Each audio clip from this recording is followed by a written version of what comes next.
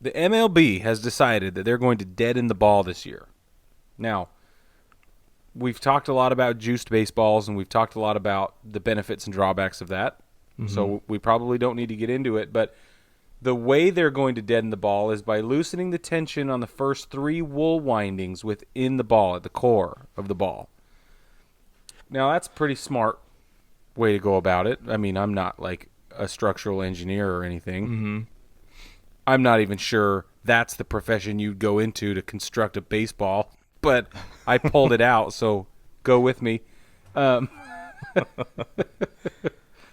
Brad, do you think this is a good move or a bad move? Let's just start there.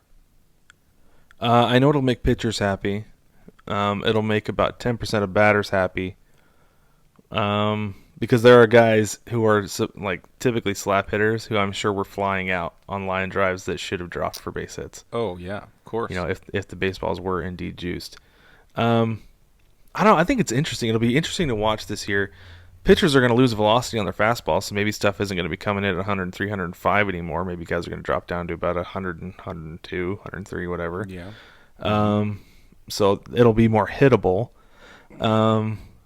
I don't know how much of a difference that's going to make, because a lot of those home runs that guys are hitting are really, really flying out of the ballpark. Yeah, they're getting out. Yeah, hitters are bigger and stronger than they've ever been, and that's saying something, I feel like, given we had the steroid era, because it's you don't have the top heavy, right? Like guys were literally top heavy, but then also Major League Baseball, like the strong, like the power hitters, it was really top heavy. But now the power is distributed because everybody knows how to hit home runs. Everybody's swinging for the fence. And if the baseballs were indeed juiced, then we're going to get doubles off the wall or home runs in the first, second rows of the stands instead of the 10th and 15th. Yeah.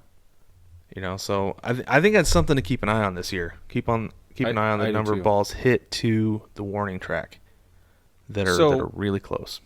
So my brain immediately goes to a handful of names that have experienced tremendous breakout success in the last couple of years and may see a flat line, I guess, in their game at the plate specifically.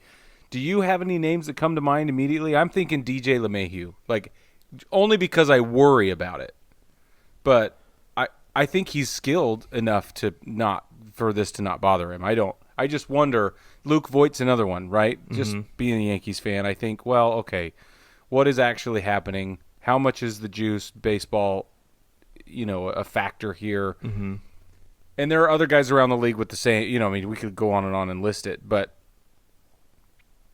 what do you think? You know who it's going to be interesting? It's going to be interesting this year to watch the Astros in a complete season.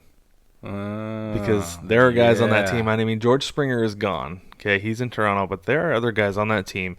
Carlos Correa, Alex Bregman, Jose Altuve. Those guys hit a lot of home runs between the three of them. And this year, not knowing what pitch is coming, and not having a juiced baseball, how will those guys fare in this season? It's going to be really interesting to see what happens. Because Jose Altuve, like his bat is literally half his height. Yeah, I mean, he gets so much leverage swinging that thing, and then you get a juice baseball out there. If that's the case, then it's really going to go. But if you deaden that ball even a little bit, it's going to take away quite a bit of the force from that leverage. So,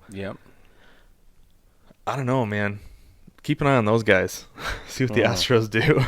Yeah, no, that is really insightful. For those of you watching on YouTube, I just got a little hot and bothered. So, feeling pretty good here, Brad. Thanks for taking me there.